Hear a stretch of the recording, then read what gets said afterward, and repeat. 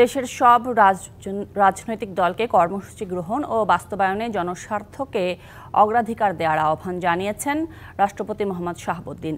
ওসমানী স্মৃতি মিলনায়তনে কমিউনিটি ক্লিনিকের প্রতিষ্ঠাবার্ষিকীর অনুষ্ঠানে এ আহ্বান জানান তিনি।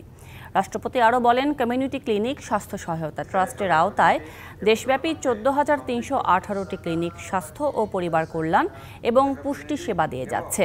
তৃণমূল পর্যায়ে দরিদ্র ও সুবিধাবঞ্চিত মানুষের পুষ্টি স্তর উন্নয়ন, জীবনমান বৃদ্ধি ও সার্বিক জনস্বাস্থ্য রক্ষায় কমিউনিটি ক্লিনিক গুরুত্বপূর্ণ ভূমিকা পালন করছে বলেও মন্তব্য করেন তিনি।